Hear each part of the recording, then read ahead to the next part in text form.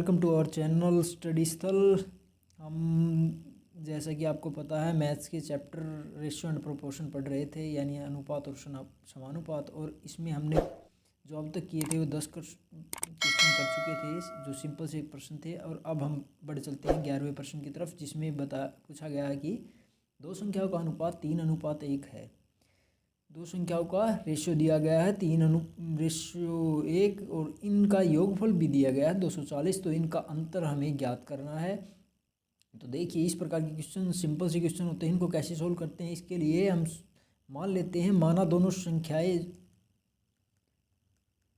कैसे मानेंगे हम संख्याओं को मानने के लिए हम एक को मान लेंगे 3x और दूसरी को मान लेंगे x, ताकि इनका जो रेशियो निकाले तो वो 3:1 आए, 3:1 आए ये रेशियो। ठीक है, ऐसी कंडीशन में इन दोनों का योगफल दिया गया है। योगफल हम यहाँ से निकालना चाहें इन संख्याओं को जो हमने मानी है उसके हिसाब से, तो कितना आ जाएगा 3x + x, यानी कितना हो जाएगा ये 4x हो जाएगा टोटल योगफल। लेकिन परंतु दिया गया योगफल कितना है, दिया गया जो योगफल है वो दिया है 240। तो हम 4x को इक्वल रख सकते हैं 240 के, क्योंकि दोनों ही योगफल हैं और दोनों का कंपैरिजन किया जा सकता है। 240 / 4, तो ये कितना हो जाएगा 60। x की वैल्यू हमारे पास आ गई 60, तो 3x की वैल्यू हो जाएगी 180 और x की वैल्यू कितनी है 60। तो दोनों संख्याएं हैं 180 एंड 60। तो दोनों का हमने निकालना है डिफरेंस यानी अंतर। तो इनका डिफरेंस कितना आ जाएगा 120। इजी क्वेश्चन था। बढ़ चलते हैं हमारे अगले प्रश्न की तरफ। देखिए अगले प्रश्न में क्या है। अगले जो प्रश्न में बताया गया है कि 7 और 13 जो संख्याएं हैं, 7 और 13 दो संख्याएं हैं, उनके प्रत्येक पद में, यानी x में भी वही संख्या जोड़नी और y में भी। ठीक है, 7 में भी वही संख्या जुड़ेगी और 13 में भी वही संख्या जोड़नी है। तो मान लेता हूँ वो संख्या m है हमारे पास, जो प्रत्येक पद में जोड़ी जानी है, और नई संख्याओं का अनुपात 2:3 हो जाए या 2:3 हो जाए। तो 7 में मान लिया मैंने m जोड़ना है और 13 में भी मुझे m जोड़ना है, और इनका रेशियो को डिवाइड से रिप्रेजेंट कर सकते हैं। तो ये बनना चाहिए 2:3। ठीक है, और यहाँ से सोल्व करते हैं तो कितना आ जाएगा ये इतना, और 2 क्रॉस मल्टीप्लाई करने पर 26 + 2m हो जाएगा। ठीक है, तो यहाँ से m की वैल्यू अगर निकालना चाहें तो 5 आ जाएगी। क्वेश्चन ईजी था, सोल्व कर दिया हमने। बढ़ चलते हैं हमारे 13वें प्रश्न की तरफ। 13वें प्रश्न में क्या प्रश्न पुट किया गया है, वो बताया गया है कि दो संख्याएं 3:4 के अनुपात में है और इनका लघुत्तम समापवर्त है, यानी एलसीएम दिया हुआ है 84 है। तो इनमें से बड़ी संख्या क्या होगी। तो देखिए कैसे मानेंगे, वो रेशियो में दिया हुआ है तो मान लेंगे, माना दोनों संख्याएं किस फॉर्म में होंगी 3:4 के फॉर्म में है। तो क्या कैसे मान सकते हैं, 3x है पहली संख्या और दूसरी संख्या है 4x।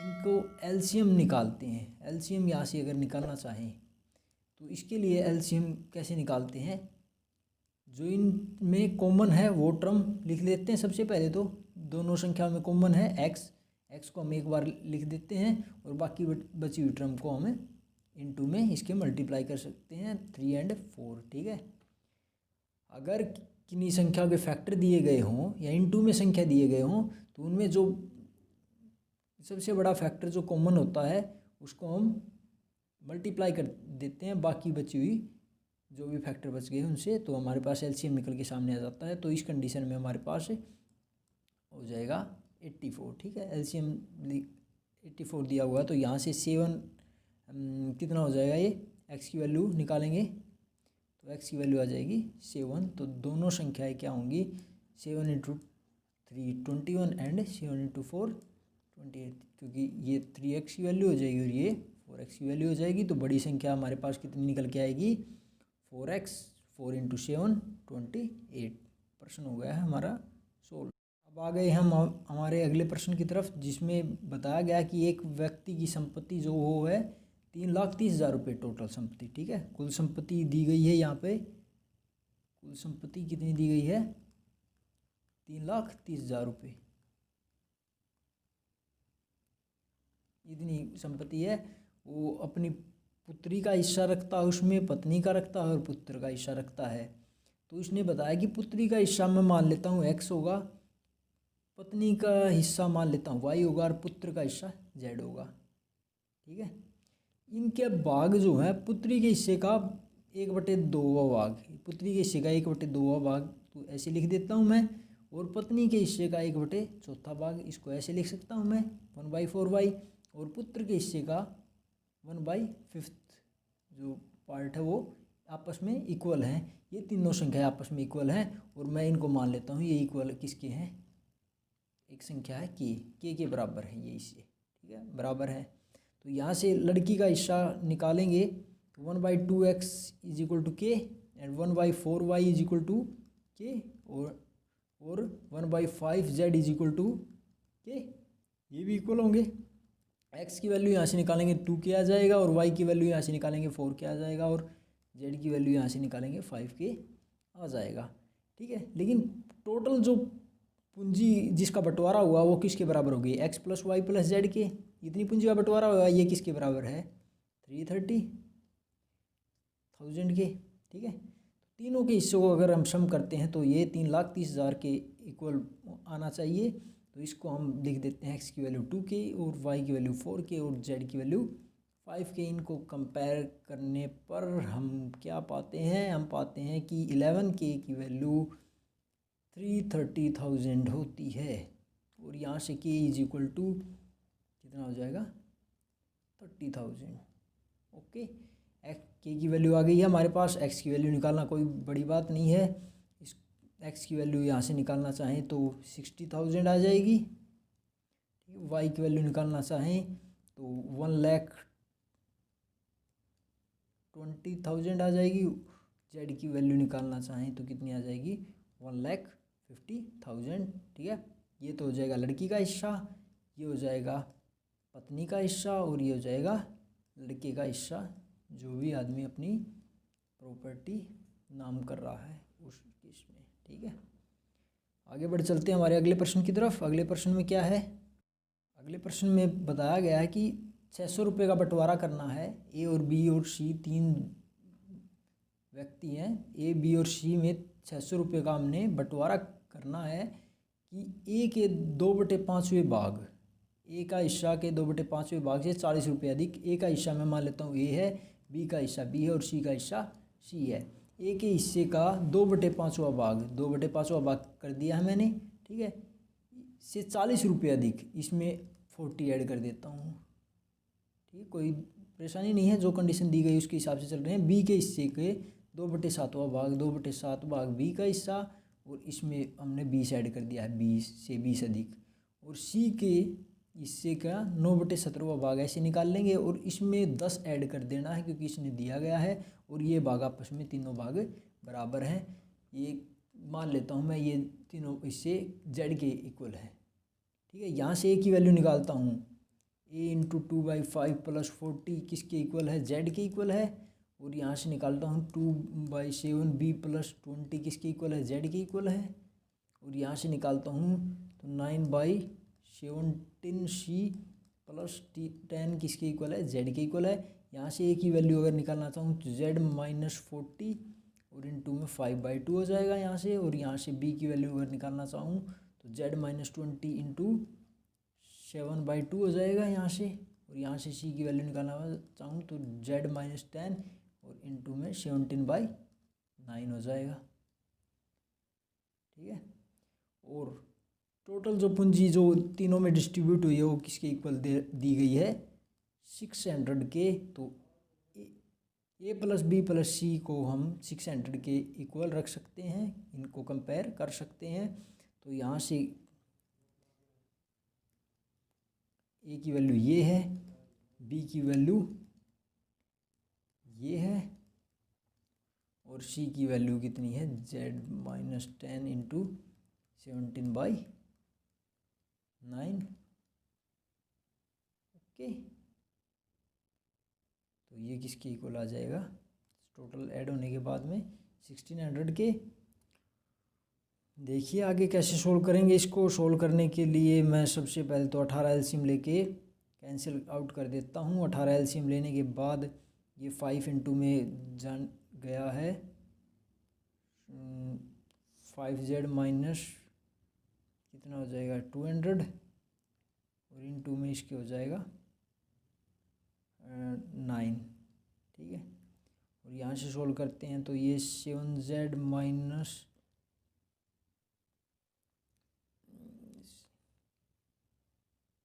कितना हो जाएगा 140 और इंटू में इसके भी 9 आएगा और प्लस ये यहाँ से 17z माइनस 170 और इसके इंटू में आ जाएगा अब 2। ठीक है, 18 एलसीएम ले रहे हैं हम इस साइड से, तो इस साइड में जो 18 डिवाइड में आएगा वो उसको मैं सीधा डायरेक्ट यहाँ पर इंटू में लिख देता हूँ। यहाँ से 45z माइनस 1800 और यहाँ से करेंगे तो 63z माइनस 1206 प्लस यहाँ से करेंगे तो 34z माइनस कितना हो जाएगा ये 340 इज इक्वल टू 16 इंटू 18। ये इनका कंपैरिजन इनको ऐड कर देते हैं तो ये यहाँ से निकल के कितना सामने आएगा 142z और ये प्लस 3400 तो ये हो जाएगा यहाँ से 14200 और z की वैल्यू यहाँ से निकालना चाहेंगे तो कितनी आ जाएगी 100। z की वैल्यू 100 आ गई है तो ए बी सी की वैल्यू भी इजीली हम निकाल सकते हैं। जैसे ए की वैल्यू अगर निकालना चाहें तो 100 में z माइनस 40 और इंटू 5/2 है। इसको निकालना चाहें तो ये 100 में से 40 लेस होने के बाद 16 इंटू 5/2 आ जाएगा यहाँ से। ठीक है, 150 हो जाएगी ये वैल्यू। बी की वैल्यू निकालना चाहें तो 600 माइनस 20 80 हो जाएगा और 80 इंटू 7/2 करेंगे तो यहाँ से निकल के जो कितना आ जाएगा 280 हो जाएगा। और सी की वैल्यू भी इसी तरह से निकाली जा सकती है।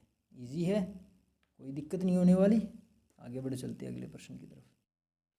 अगले प्रश्न में देखिए, अगले प्रश्न में जो क्वेश्चन पूछा गया है वो इस प्रकार है कि दिया गया है कि a ratio b is equal to c ratio d, यानी इसको मैं इक्वल मान लेता हूँ z के, यानी a बाई बी भी z के इक्वल है और c बाई डी भी z के इक्वल है। अगर रेशियो में दिया हुआ हो तो ये हम मान सकते हैं इस प्रकार, a की वैल्यू यहाँ से bz आ जाएगी और c की वैल्यू कितनी आ जाएगी dz। ठीक है, अब दिया गया कंडीशन जो पूछी है इसने उसके हिसाब से MA plus NC divided by MB plus ND ये हमें वैल्यू फाइंड आउट करनी है। तो इसके लिए हम ऐसे लिख के चलते हैं। देखिए कैसे करेंगे। A की जगह हम लिख सकते हैं BZ। ठीक है, पहली इक्वेशन से। ठीक है, A की जगह लिख सकते हैं हम BZ और C की जगह लिख सकते हैं हम DZ। हमें मिला हुआ है ये। ठीक है, ऊपर हमने ज्ञात किया है ये चीज़। और यहाँ से देखिए कैसे लिखेंगे। ऊपर बन जाएगा MBZ और प्लस NDZ और नीचे हो जाएगा MB प्लस ND। ऊपर से अगर Z हम कॉमन लेते हैं तो अंदर बचेगा MB प्लस ND और नीचे है MB प्लस ND। तो ये आपस में कैंसिल आउट होकर कितना आ जाएगा Z किसकी वैल्यू है A बाई B या फिर C बाई D की। ठीक है, A रेशियो B और C रेशियो D के इक्वल आ जाएगी। ठीक है, इजी क्वेश्चन था। देखिए क्वेश्चन क्या दिया गया है। यदि मानचित्र के लिए पैमाना 1:4 इंटू 10⁵ है, मानचित्र पर 1 सेंटीमीटर की दूरी, 1 सेंटीमीटर मानचित्र पर दिखाया गया है वो दूरी 4 इंटू 10⁵ किलोमीटर है एक्चुअली डिस्टेंस। ठीक है, 2 पॉइंट्स के बीच की। तो यहाँ पर बताया कि मानचित्र पर किन्हीं 2 पॉइंटों के बीच की दूरी अगर 4 सेंटीमीटर है, यानी ये इसका 4 गुना हो गई है। ऐसी कंडीशन में जो एक्चुअल डिस्टेंस हो वो भी इसकी 4 गुना मिलेगी। ठीक है, तो यहाँ से निकल के कितना आ जाएगा 16 इंटू 10⁵ किलोमीटर, या फिर कैसे लिख सकते हैं इसको 1.6 इंटू 10⁶ किलोमीटर। अगर हमें 10 की पावर इंक्रीज़ करनी है तो डेसिमल को लेफ़्ट साइड में लेके जाना पड़ता है। एक पावर इंक्रीज़ करिए तो एक लेफ़्ट साइड में एक डेसिमल पॉइंट सरका दिया हमने, ठीक है। हमारा क्वेश्चन हो गया है सोल्व। आगे चलते हैं। अगले प्रश्न में देखिए, किसी समकोण त्रिभुज में समकोण बनाने वाली भुजाएं 5:12 के अनुपात में है। मान लो ऐसी है कोई समकोण त्रिभुज, राइट एंगल ट्रायंगल, ठीक है। ये एंगल जो है 90 डिग्री का है। समकोण बनाने वाली भुजाएं 5:12 के अनुपात में है। तो इसको मान लेता हूँ मैं 5x मान लेता हूँ, ये छोटी भुजा है, और ये बड़ी भुजा है, इसको मान लेता हूँ मैं 12x, ठीक है। और इस प्रकार के आपने पढ़े हैं कि समकोण त्रिभुज की प्रॉपर्टी में क्या होता है, ये 5:12 है तो कितनी हो जाएगी 13, ठीक है। क्योंकि इन बेस का स्क्वायर और परपेंडिकुलर का स्क्वायर हमें हाइपोटेन्यूज के स्क्वायर के इक्वल होना चाहिए, यानी कर्ण का जो वर्ग है वो इन दोनों बाकी भुजाओं के वर्ग के जोड़ के बराबर आना चाहिए, ठीक है। कर्ण का जो जोड़ है वो आधार का वर्ग प्लस में होना चाहिए लंब का वर्ग, इन दोनों भुजाओं के वर्गों के जोड़ के बराबर आना चाहिए। तो इस प्रकार की कंडीशन में हम माना भुजाएं जो समकोण बना रही हैं वो भुजाएं, समकोण बनाने वाली भुजाएं कितनी हैं, एक तो मान ली मैंने 5x और दूसरी मान ली है 12x। तो क्षेत्रफल त्रिभुज का निकाल रहे हैं हम। त्रिभुज के क्षेत्रफल का फॉर्मूला क्या होता है, 1/2 इंटू बेस इंटू हाइट, यानी आधार गुणा ऊंचाई आधार गुणा लंब, ठीक है। ऐसी कंडीशन में हमारे पास आधार भी और लंब भी है 5x और कितना है 12x, ठीक है। लेकिन हमारे पास दिया गया क्षेत्रफल 270 वर्ग सेंटीमीटर है, तो इनको हम कंपेयर कर सकते हैं। तो यहाँ से अगर लिखेंगे हम तो x इस साइड में रख लिया मैंने, ठीक है। x इंटू एक्स हो जाएगा यहाँ, और ये 270 है और 2 वहाँ दूसरी साइड में जाएगा तो इंटू में, और 5 और 12 आ जाएंगे नीचे। यहाँ से सोल्व करेंगे, ठीक है। इसको फर्दर सोल्व करता हूँ तो ये कैंसिल हो गया और ये 30 से कैंसिल हो गए, 9 आ गया। तो एक्स स्क्वायर की वैल्यू हमारे पास 9 आ गई। दोनों तरफ रूट लेने पर एक्स की वैल्यू हमें 3 मिल गई। एक्स की वैल्यू 3 है तो 12x की वैल्यू कितनी हो जाएगी 36, और 5x की वैल्यू कितनी हो जाएगी 5 इंटू 3 15, ठीक है। तो यहाँ से कर्ण की वैल्यू अगर निकालना चाहें तो 3 इंटू 13 कितना हो जाएगा 39 सेंटीमीटर। ईजी प्रश्न था, हमने सोल्व कर लिया है, ठीक है। बढ़ चलते हैं हमारे अगले प्रश्न की तरफ, जो है देखिए तो कैसे बताया गया है अगला प्रश्न कि चतुर्भुज के कोण हैं वो इस अनुपात में है। देखिए चतुर्भुज ऐसे ही बना लिया मैंने आधा टेढ़ा, ये मान लेता हूँ, ये कोण मैं मान लेता हूँ कि सबसे बड़ा कोण है ये 6x का है, ठीक है। उससे बाद वाला 5x का है, उसके बाद वाला कोण है ये 4x का, और ये है 3x का। ये ऐसे ऐसे कोण दिए गए हैं चतुर्भुज के, ठीक है। किसी भी बहुभुज के कोणों का सम निकालना हो तो उसके लिए फॉर्मूला क्या है, उसके लिए फॉर्मूला होता है n-2, यानी जितनी भुजाएं हैं उसमें से 2 घटा के 180 से गुना कर दो, हमें उस बहुभुज के कोणों का जोड़ मिल जाता है, ठीक है। एक त्रिभुज और दी गई है एक्स्ट्रा, इससे अलग, उसका जो सबसे छोटा कोण है, ये मान लो सबसे छोटा कोण है, वो बहुभुज के सबसे बड़े कोण का 1/4 है, 1/4 हिस्सा है 6x का। वो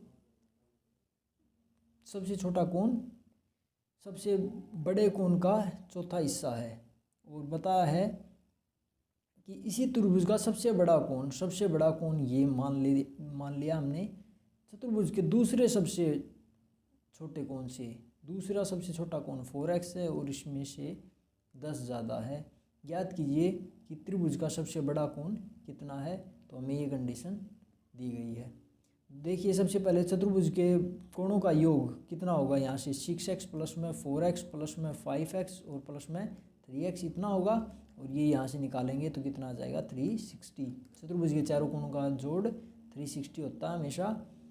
तो यहाँ से कम निकालेंगे तो कितना आ जाएगा, ये 18x 360 के इक्वल हो जाएगा और x की वैल्यू हो जाएगी 20 के। तो यहाँ से चतुर्भुज के चारों कोण आ जाएंगे, 120 का आ जाएगा, एक आ जाएगा 100 का और एक आ जाएगा 80 का और एक आ जाएगा हमारे पास 60 का। त्रिभुज के कोणों की तरफ बढ़ते चलते हैं। त्रिभुज के कोण सबसे पहले निकालते हैं। सबसे छोटा कोण चतुर्भुज के सबसे बड़े कोण का 1/4 है। सबसे बड़े कोण का 1/4 120/4 कितना आ जाएगा 30। और अब निकालते हैं त्रिभुज का सबसे बड़ा कोण। बड़े कोण के बारे में बताया है कि चतुर्भुज के दूसरा सबसे छोटे कोण से 10 डिग्री अधिक है, यानी 80 + 10 कितना है 90। और अगर तीसरा कोण पूछता है यहाँ से, तो तीसरे कोण के लिए कंडीशन क्या बनेगी कि इन तीनों का जोड़ कितना हो जाना चाहिए 180 तभी होगा जब ये कोण तीसरा कोण 60 होगा। ठीक है, हो जाएगा। इजी प्रश्न है। प्रश्न बताया गया है कि एक 60 लीटर का मिश्रण है, उसमें दूध और पानी है, उनका अनुपात 3:1 है। 60 लीटर मिश्रण है, मिश्रण में 3 हिस्से तो दूध के हैं और 1 हिस्सा पानी का है, यही है। तो इसको मैं लिख सकता हूँ कि 45 लीटर दूध है और 15 लीटर जो है उसमें पानी है, ऐसे कर सकते हैं। यदि इस अनुपात को 2:1 में कन्वर्ट करना हो तो इसमें कितना पानी और डालना पड़ेगा। तो दूध का हिस्सा तो वही रहेगा, 45 में कुछ भी ऐड नहीं करना है, लेकिन हमें पानी में ऐड करना पड़ेगा। मान लिया x लीटर पानी हमने ऐड कर दिया है और उसके बाद जो रेशियो निकल के आया है, अनुपात निकल के आया, वो 2:1। तो यहाँ से आसानी से हो सकता है क्वेश्चन सोल्व। तो 45 किसके बराबर होगा, यहाँ से क्रॉस मल्टीप्लाई करने पर 30 + 2x के, और यहाँ से 2x की वैल्यू आ जाएगी हमारे पास 45 और x की वैल्यू कितनी आ जाएगी 7.5 लीटर। ठीक है, इजी प्रश्न था, हो गया सोल्व। ठीक है, अगले जो सीरीज़ होगी वो बहुत इंपॉर्टेंट होगी, क्योंकि उसमें हम और ज़्यादा कॉम्प्लेक्स क्वेश्चन करेंगे। ये तो बिल्कुल इजी वाले क्वेश्चन हैं, ताकि चैप्टर का बेसिक के बारे में आपको पता चलता रहे। इसलिए चलिए बढ़ चलते हैं अपने अगले प्रश्न की तरफ। देखिए, आज का जो लास्ट क्वेश्चन है वो कुछ इस प्रकार है कि 2 बर्तनों में दूध और पानी का अनुपात 5:8 है, 5:3 है, और दूसरे बर्तन में यह अनुपात 2:3 है। तो इन मिश्रणों को किस अनुपात में मिलाया जाए कि नए मिश्रण में आधा दूध और आधा पानी हो जाए। ठीक है, इसके लिए लेके चलते हैं हम कि पहला बर्तन जो मैं मान लेता हूँ, पहले बर्तन की कैपेसिटी 8 लीटर मान लेता हूँ, और दूसरे बर्तन की कैपेसिटी मान लेता हूँ मैं, क्षमता जो है 5 लीटर है। ठीक है, तो यहाँ से देखिए सिंपली हम लिख सकते हैं कि पहले बर्तन में दूध है वो है 5 लीटर और पानी है वो है 3 लीटर। दूसरे बर्तन में दूध जो है वो है 2 लीटर और पानी जो है वो है 3 लीटर। पानी की मात्रा और दूध की मात्रा पता चल गई है। तो किस अनुपात में मिलाया जाए, तो हम मान लेते हैं ये x/1 के अनुपात में मिलाना है इनको, ताकि नए मिश्रण में आधा दूध और आधा पानी हो जाए। तो इसके लिए देखिए क्या करेंगे हम, दूध दोनों कंडीशन से हम दूध की मात्रा निकालते हैं। देखिए x लीटर तो हमने उठाया है इसमें से, ठीक है। 8 लीटर दूध में इसकी मात्रा थी 5/8, ठीक है। और अगर x लीटर लेना हो तो उसमें दूध की मात्रा बन जाएगी इतनी, और दूसरी तरफ से दूध निकल के आएगा हमारे पास, क्योंकि रेशियो 1 में है तो 2/5 लीटर टोटल दूध हो जाएगा इतना, ठीक है। ऐसी कंडीशन में टोटल दूध 5/8x प्लस में 2/5 लीटर हो जाएगा टोटल दूध की मात्रा, ठीक है। पहले जो कंटेनर है उसमें 5/8 रेशियो में है और इनटू में करेंगे x जिस रेशियो में लिया हुआ हमने, ठीक है। और दूसरे में 2/5, ठीक है। टोटल 5 हिस्सों में 2 हिस्से में दूध है, ठीक है। पानी की अगर मात्रा निकालें तो वो पहले पात्र से निकल के आएगी वो 3/8x और दूसरे से निकल के आएगी 3/5x। और इन दोनों का रेशियो किसके इक्वल आना चाहिए? 1:1 के, क्योंकि आधा दूध आधा पानी का मतलब क्या है? 1 के इक्वल आना चाहिए ये सब कुछ, या फिर ये दोनों मात्राएं बिल्कुल बराबर बैठनी चाहिए, ठीक है। अब यहाँ से सोल्व करेंगे तो ये आ जाएगा 2/8x इज इक्वल टू 1/5 और x की वैल्यू यहाँ से निकालेंगे तो 1/5 और ये उस साइड में जाके 8/2 हो जाएगा और x कैंसिल नहीं हो रही है तो कितना आ जाएगा 4/5। तो 4:5 में मिलाने पर हमें जो है दूध और पानी आधा आधा मिलेंगे, यानी इनका रेशियो बिल्कुल बराबर